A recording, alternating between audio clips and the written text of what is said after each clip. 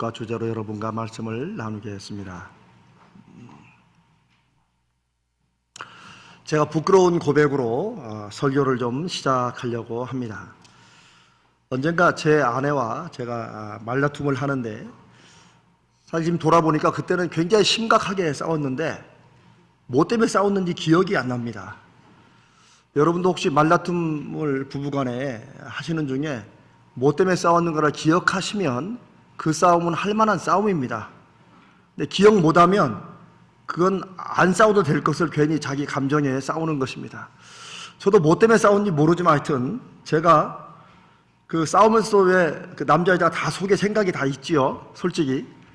그래서 제가 이렇게 막 말다툼을 하면서, 이야, 요거 봐라, 내가 얼마나 자기에게 이 좋은 남편인가를 제 아내가 모르는 것 같아가지고 제가 한번 이런 말을 이렇게 크게 한 적이 있습니다. 당신 말이야, 남편 잘 만나서 복 터진 줄 알아. 내가 가족들을 못 먹여 살리나, 내가 술 먹고 싸움을 하고 다니냐, 내가 노름에 빠져서 가산을 탕진했냐, 내가 하다못해 뭐 바람을 피우냐, 막 이러고 제가 안 하는 거 막 자신있게 딱 얘기하면서 얼마나 좋은 남편인가를 쫙 얘기했는데, 제 와이프가 어이없게 저를 멍하게 바라보더니, 아유, 그래, 장하십니다, 목사님. 목사가 돼가지고 참 잘했다고 그런 걸 얘기한다고.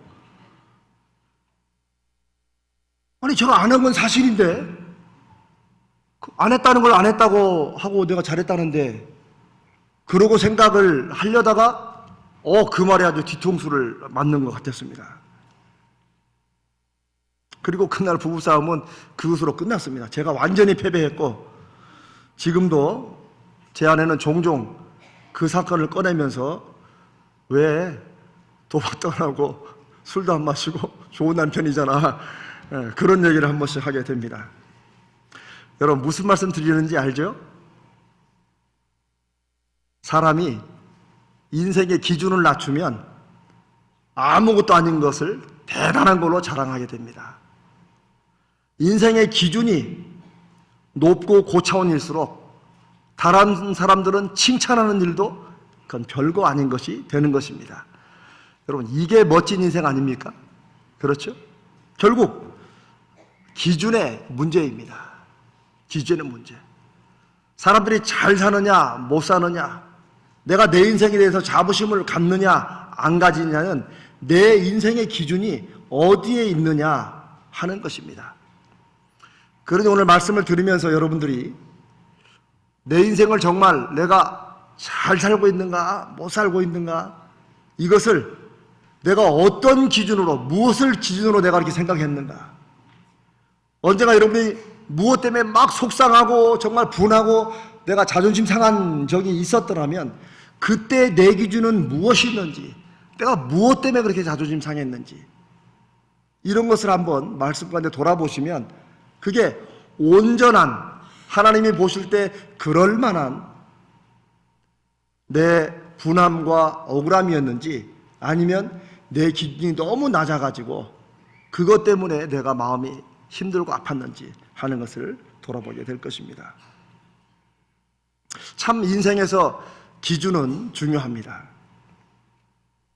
그러니 제가 안 믿는 사람들도 당연히 안 하는 그걸 가지고 제가 홧김에 했지만 잘났다고 떠들어댔으니 지금도 제가 그 말이면 그냥 꼬리를 내리게 됩니다. 여러분, 성도답게 산다는 게 어느 정도의 인생의 기준을 의미하는지 생각해 보신 적 있으십니까? 중요한 건 하나님께서 보시는 인생의 기준, 하나님이 내 자녀라면 이 정도는 기준을 가지고 살아야 된다라고 하는 그 기준이 우리와는 너무 큰 차이가 있다는 것. 즉 하나님의 기준에 비해서 우리는 너무 낮게 잡고 살아간다는 사실 여러분 아십니까? 예수님께서 마태복음 5장 48절에 우리를 향한 하나님의 마음을 이렇게 말씀하십니다. 내가 완전한 것처럼 너희도 완전하라. 우리말 성경에는 온전하라고 되어 있는데, 온전하라고 하면 사람들이 좀 대충 완전하고 보다 좀 덜한 걸로 생각해서 제가 의도적으로 완전하라는 말로 그렇게 말씀을 읽어드렸습니다. 왜냐하면 온전하라는 말 자체가 영어로는 perfect하다, perfect, 그냥 꽉 차가지고 어디 하나 빈틈이 없는 그런 것을 perfect이라고 하는데, 우리도 말하면 완전한 거죠. 그러니 하나님께서는 우리에게 하나님이 완전하신 그것처럼 우리도 완전해야 된다고 하는 것입니다. 여러분 놀랍지 않습니까? 저렇게 쉽게 아멘하는 분은 저는 참 부럽습니다.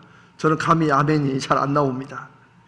그런데 왜 하나님이 우리에게 하나님처럼 완전하라고 하는지 이유를 한번 생각해 봐야 됩니다. 그것은 우리가 그렇게 살아야 되는 이유가 바로 우리가 그만큼 존귀하고 고귀하고 놀라운 존재, 우리는 사람들이 갖고 있는 그 정도 기준 가지고는 살아서는 안 될 그런 정말 높은 그런 멋진 그런 존귀한 존재이기 때문입니다.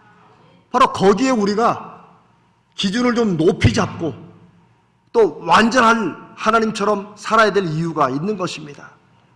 오늘 우리가 함께 읽은 베드로전서 이 2장 본문에 하나님은 우리가 어떤 존재인지 어떤 최고의 가치의 사람들인지를 그렇게 기록합니다. 너희는 택하신 족속이요 왕같은 제사장들이요 거룩한 나라요 하나님의 소유가 된 백성이다. 제가 굳이 이게 얼마나 귀한 말씀인가는 말씀드리지 않아도 성경에 성도들을 설명한, 성도들을 칭찬하고 성도들을 높여 부르는 그 말씀 중에 가장 어쩌면 집약하고 핵심적으로 우리에게 설명하는 것이라고 말씀을 드리겠습니다. 근데 그 다음 10절에 그렇게 하신, 그 다음 9절 계속 이어가서 그렇게 우리를 부르시는 이유가 이렇게 기록하고 있습니다. 이는 너희를 어두운 데서 불러내어 그의 기이한 빛, 그래서 기이한 빛은 뭐 기괴하고 이상한 이런 뜻이라보다는 원더풀입니다. 원더풀, 놀랍고 경이로운 그런 빛으로 들어가게 하신 그 하나님의 아름다운 덕, 즉 그분이 이렇게 엄청난 일을 하셨다는 그 내용, 그 찬양, 이것을 사람들에게 알리고 전하기 위해서다. 즉 다시 말하면 우리가 왜 그렇게 택하신 족속이고 왕같은 제사장들이고 거룩한 나라고 소유된 백성이냐면 하나님께서 어두운데 침침하게 늘 땅과 눈을 아래에 두고 살던 우리를 하나님의 놀라운 빛으로 불러내셔서 봤어? 이런 게 인생이야. 하늘을 두고 하늘을 바라보면 좀 살아. 근데 우리가 보러보니까 너무 인생이 달라지는 거예요. 사람이 이렇게도 살 수 있구나. 이런 게 진짜 인생이구나. 야, 나를 이렇게 불러내신 그 하나님 얼마나 감사한지. 이렇게 이걸 선전하고 사람들이 증거하도록 하기 위해서 우리를 하나님의 왕같은 제사장들로 택하신 족속으로 부르셨다는 것입니다. 저는 이 말씀을 준비하면서 이런 의문이 들었습니다. 아니, 베드로 사도는 어떻게 우리가 그냥 하나님이 구원받았다, 하나님이 우리를 구원하셨다 그러면 아멘하고 우리 끝나는 그런 정도, 우리가 그냥 예수 믿게 된 그런 건데 왜 그거를 하나님이 우리를 왕같은 제사장이요 택하신 족속이고 거룩한 나라고 그의 소유가 된 백성으로 왜 이렇게 자꾸 거듭해서 우리를 높이 부르실까? 그것은 베드로 사도와 많은 선지자들과 성도들은 사람이 하나님 안에서 어떻게 시작되었는지, 그리고 사람의 구원이 얼마나 존귀한지를 그들은 알고 있었기 때문에 그것을 다시 한번 설명해 주는 것입니다. 제가 좀 간략하게 설명을 해드리면 창세기 1장에 우리 사람의 창조가 나오게 되죠. 하나님이 여섯째 날에 우리를 사람을 하나님의 형상으로 지으셨다고 그렇게 기록해 놓고 있습니다. 하나님 형상으로 지으시는데 하나님께서는 흙으로, 정확히 말하면 무슨 2000 도자기 빚는 좋은 어떤 흙이 아니고 그냥 거기서 흙이라고 말하는 거죠. 그냥 dust, 먼지입니다. 먼지. 그냥 흩어지면 아무것도 아닌 그런 흙을, 티끌들을 모아가지고 하나님의 형상으로 지으신 다음에 아직 이게 움직이지 못하는데, 아직 아무런 생명이 없는데 하나님이 그 흙덩어리로 만든 사람의 코에 하나님의 생기, 하나님의 호흡, 이건 생명의 중심이라는 얘기죠. 그것을 코에 불어 넣으셨고, 그때 움직이지 않던 먼지 덩어리, 흙덩어리가 살아있는 생명, 살아있는 영이 되었다라고 성경이 기록하고 있습니다. 이 말씀의 뜻은 무엇이냐면, 영은 보이지 않습니다. 그렇죠? 그래서 우리의 거룩한 성령도 보이지 않습니다. 하나님도 보이지 않으십니다. 우리가 만질 수도 없고 육감적으로 우리가 어떻게 경험할 수는 없습니다. 그런데 우리는 살아있는 영이 되었다는 것은, 우리는 육신을 가졌지만 하나님의 영으로 지음을 받아서 우리가 영적인 존재라는 것입니다. 사람들이 이걸 많이 혼동을 해요. 그런데 문제는 육신을 가진 영적인 존재이기 때문에 이게 왔다 갔다 하는 거예요. 그래서 신약성경에도 자꾸 육신의 일을 벗어버리다, 옛 습관을 벗어버리고 너희가 육신을 저버리고 자꾸 이렇게 하는 얘기는, 우리가 아직 흙먼지와 같은 그런 죄된 습성을 가지고 자꾸 살아가려고 하는 거예요. 그래서 그걸 벗어버리려고 하는 겁니다. 그런데 하나님이 우리 같은 흙덩어리를 이렇게 귀한 하나님의 영으로 창조해 주신, 생명으로 창조해 주신 그 결과, 우리는 하나님의 형상의 아주 중요한 부분을, 일부분을, 하나님만이 가질 수 있는 부분을 우리도 함께 갖게 되었다는 것입니다. 그 증거, 그 결과의 하나가 바로 다스린다고 하는 것입니다. 창세기 하나님이 사람을 지으시고 모든 만물을 다스리라고 했는데, 그 다스림이 하나님의 창조에, 하나님의 형상으로 지으신 것의 일부분입니다. 이 다스림은 그냥 이렇게 이해하시면 될 것 같아요. 태초에 그 아담이 동물들의 이름을 지었다고 그랬는데, 우리가 그냥 대충 보면 그냥 그러려니 하지만, 사실 모든 동물들이 아담 앞에 정렬해 있었고 아담 앞으로 다 나왔다고 그랬습니다. 아담이 동물 이름 지으려고 밤새도록 들판이고 산이고 어디로 쫓아다닌 거 아닙니다. 그냥 동물들이 아담의 명령에 순종해서 다 왔습니다. 왜요? 동물들은 아담을 보는 순간 창조주신 하나님의 일부분이, 신성이 아담 안에 있고 빛나는 것을 이들이 알았기 때문입니다. 이 광경을 그냥 우리의 경험으로 이렇게 설명해 볼 수 있을지 모르겠습니다. 여러분, 집에 반려견 키우시는 분 계시죠? 저도 몇 년 전에 아들 덕분에 키우게 됐는데, 이 아들 녀석이 그냥 저한테 맡기고 가가지고 저희가 지금도 키우고 있습니다. 그런데 정말로 이 애완동물들, 반려견들이 집안에 가족들을, 이 순위를 매겨놓는다는 거 여러분 아세요? 정말 그렇더라고요. 저하고 제 아내하고 제 아들이 있었는데, 제가 당연히 1순위고 제 아들이 2순위고, 그래도 늘 밥 주고 물 챙겨주고 제일 안아주는 저희 와이프는 3순위입니다. 세 번째. 그래서 저는 눈빛만 딱 이렇게 하면 걔가서 딱 순종의 자세를 하고 가만히 있습니다. 제가 안 된다고 그러면 절대 안 합니다. 그런데 그렇게 사랑하고 애끼는 제 아내는 얘가 만만하게 봐요. 가끔가다 물려고도 하고.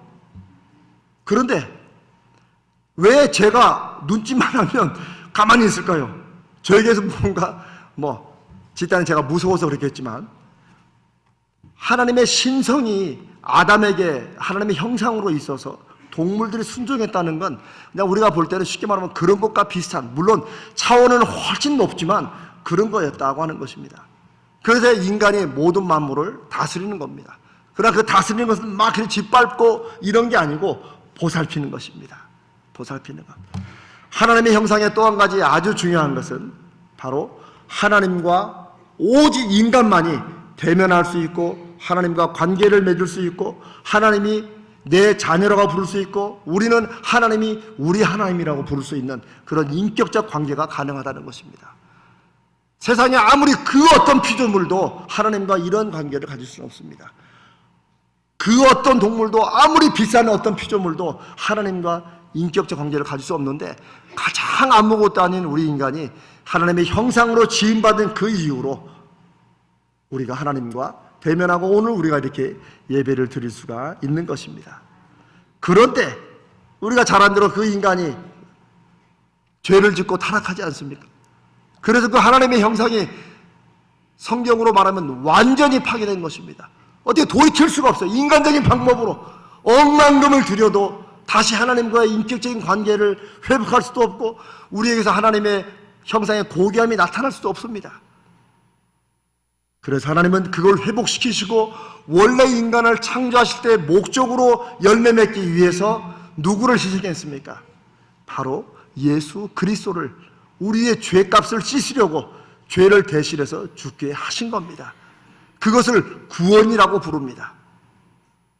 많은 분들은 요즘에 구원하면 그냥 예수 믿고 그냥 난 교회 다니는 거야 이 정도로 생각하지만, 제가 방금 짧게 말씀드린 이 내용이 우리가 믿는 믿음의 핵심 교리입니다. 그리고 하나님은 얼마나 우리가 하나님과 다시 인격적인 관계를 맺고 하나님의 자녀가 되도록 하는데 얼마나 엄청나고 큰 희생을 치르시고 대가를 치렀는지 우리는 알아야 됩니다. 하나님은 하나님의 독생자를 주신 만큼 심각한데 우리는 그저 여러 종교 중에 하나 내가 택한 것 정도로 생각하고 평생을 그 정도로 예수 믿는다면 우리는 잘못 믿는 것입니다.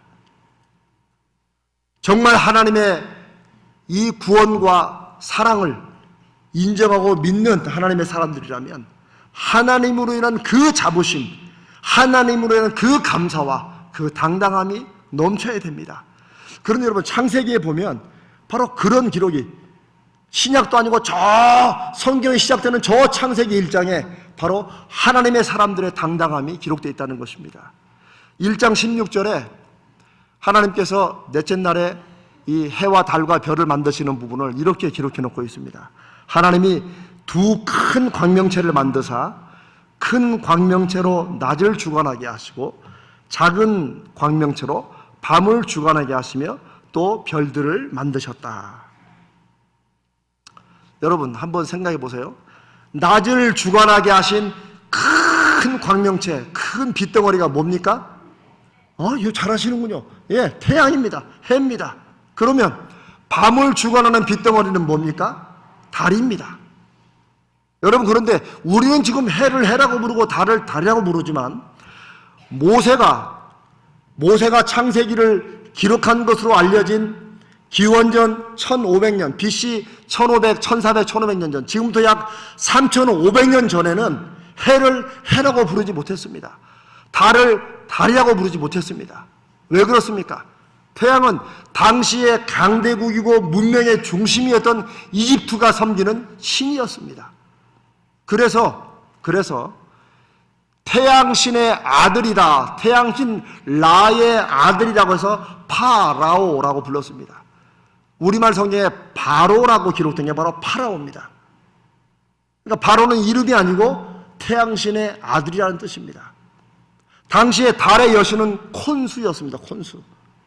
그러니까 우리는 지금 과학적으로 알기 때문에 해를 해라고 부르고 달을 달이라고 부르지만 모세 당시에는 모든 민족들이, 모든 문명국들이 태양을 감히 태양으로 부르지 못하고 태양신으로, 달을 달의 여신으로, 신으로 그렇게 불렀습니다.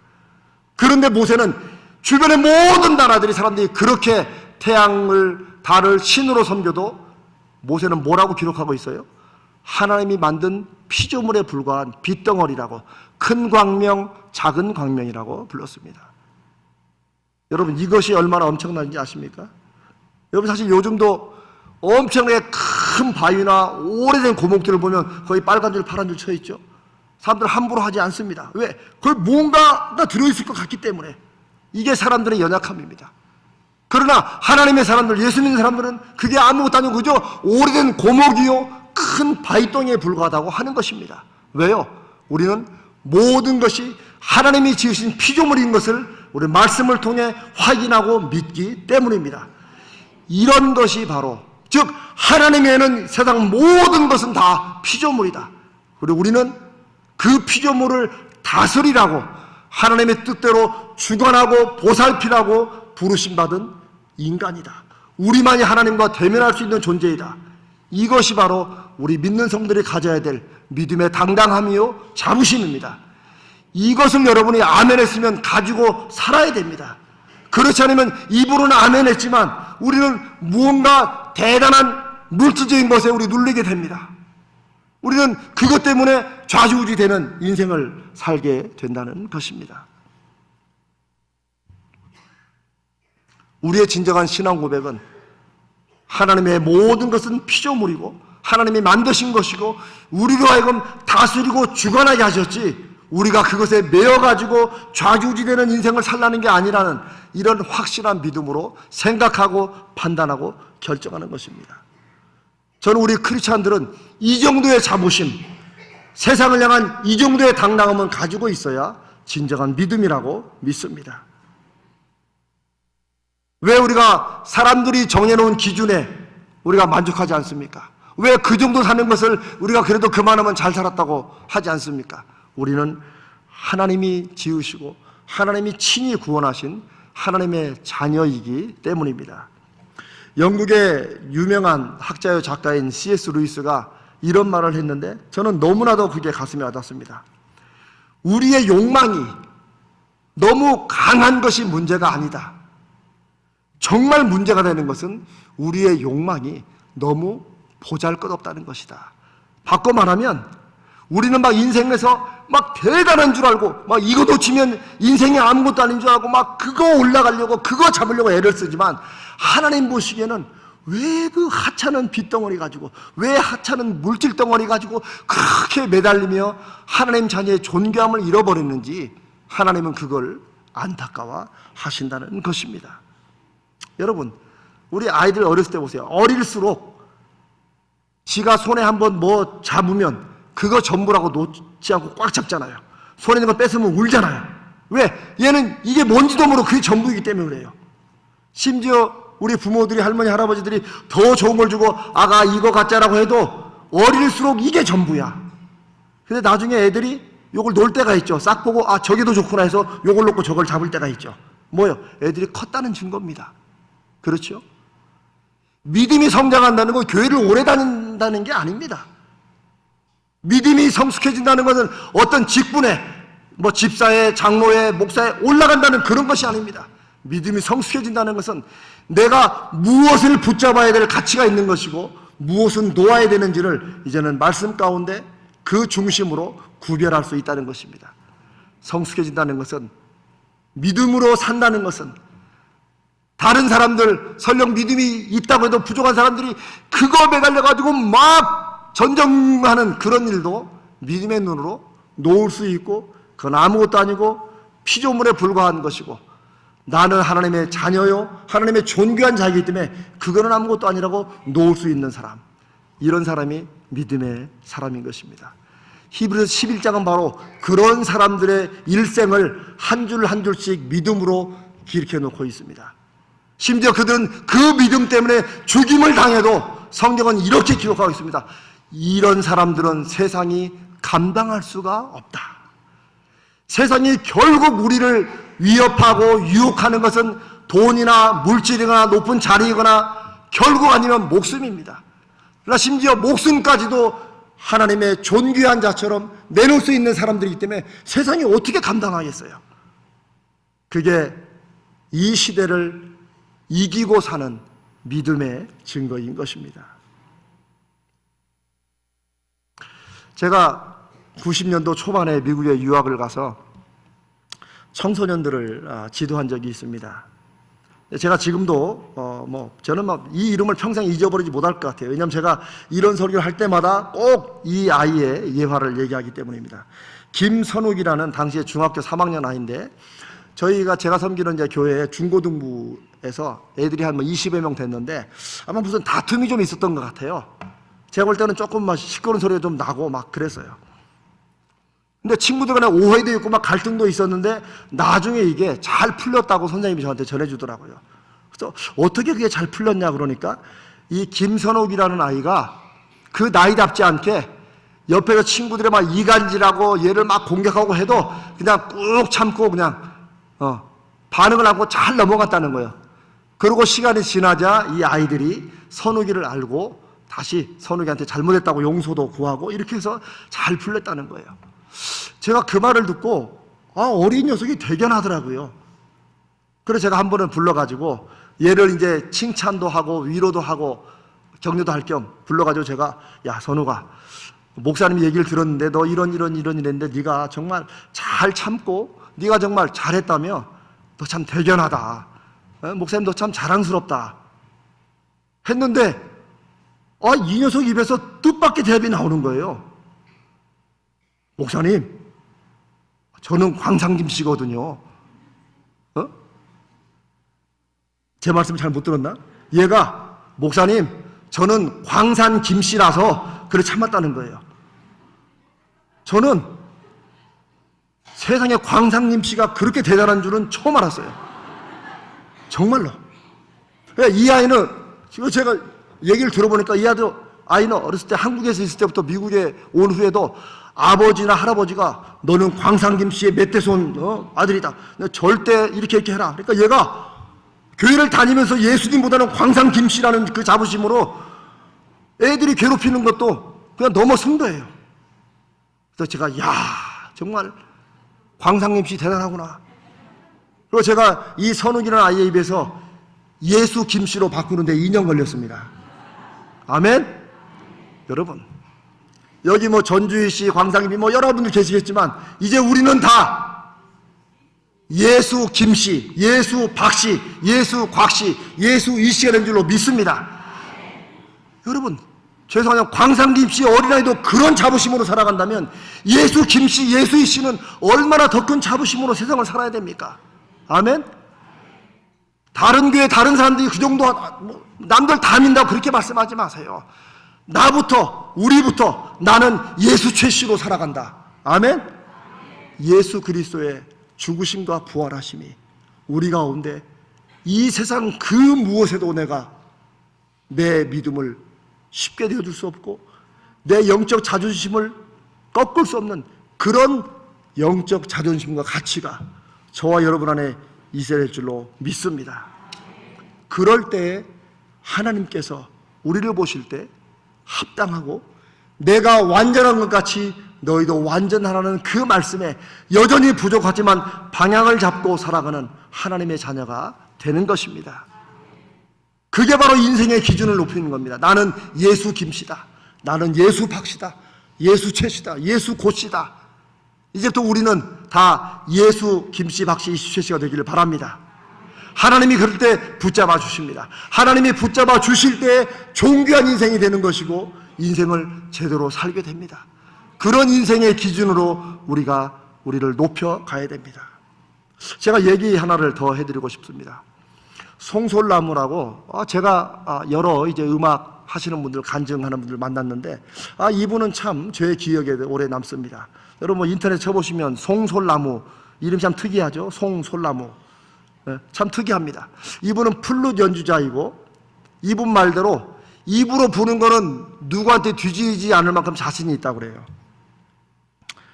지금은 좀 오래됐지만 옛날에 그 한국의 드라마 이산이라고 있었습니다. 이산 아마 그게 영종과 정조대왕 아마 그 스토리 같은데 거기에 주제곡이 약속이라는 주제곡이 유명한 게 있는데 그 약속의 연주를 이 송솔나무가 했다고 해가지고 굉장히 많이 유명해졌다고 합니다. 이분을 한 번은 우리 청년부에 초청을 해서 집회를 하는데 이분이 이제 간증 집회 겸 해서 저희도 앞으로 우리 교회도 아마 한 번쯤 곧 부르려고 합니다. 근데 이분은 악기들을 많이 가지고 와요. 그래서 악기로 하나 연주하고 악기 소개도 하고 이런 분인데 이제 소개할 때마다 우리의 또 관심 중에 하나는 그게 대체 얼마짜리냐 하는 거죠. 이분이 이제 그걸 알고 악기를 쫙 연주한 다음에 이 악기는 얼마짜리다. 근데 심지어 억대가 넘는 게 있어요.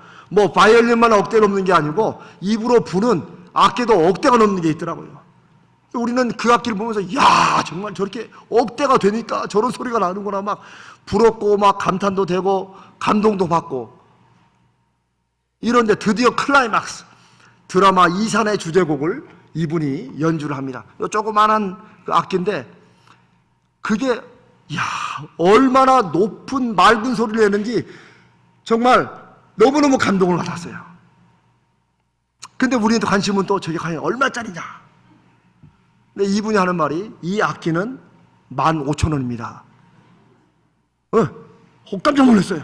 그나마도 요게 깨져가지고 자기가 테이프로 붙였대요. 이렇게 스카이 테이프로.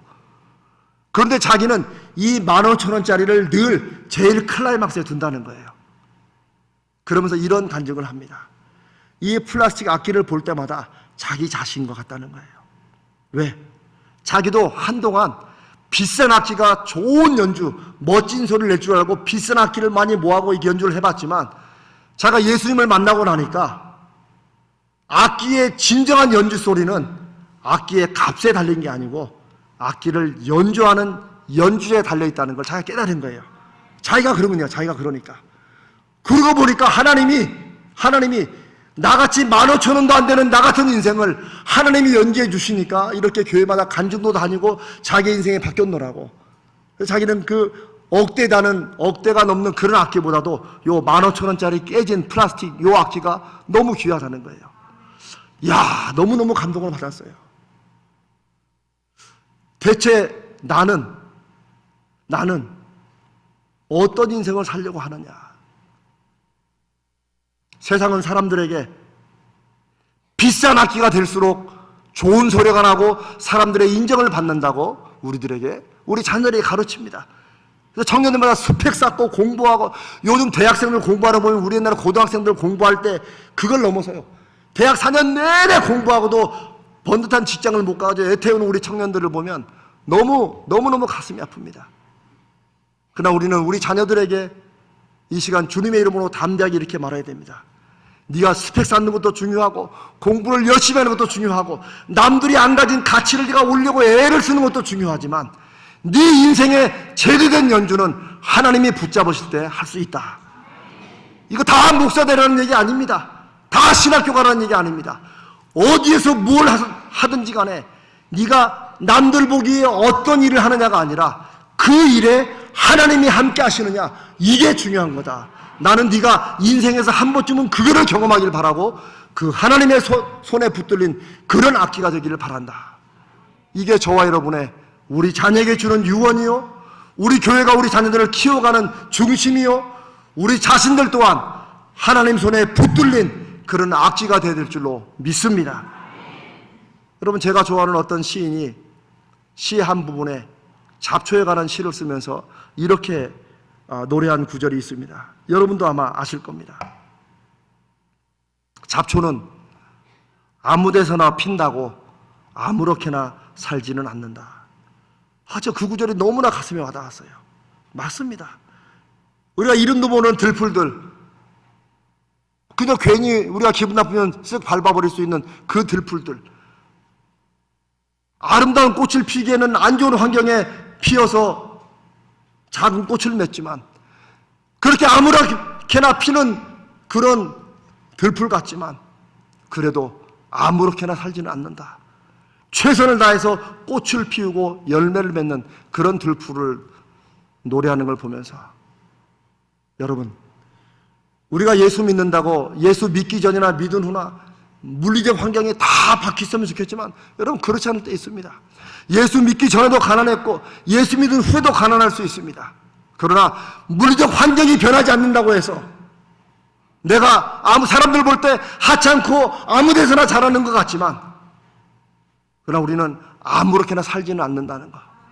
우리는 사람들이 보는 물리적 환경에 내 인생의 가치가 좌우되는 사람들이 아니라 나는 내가 어디에서나 어느 곳에서나 하나님이 자랑하실 만한, 하나님의 생명책에 자랑스럽게 이름이 올라있는 하나님의 사람들로 저는 사는 줄로 믿습니다.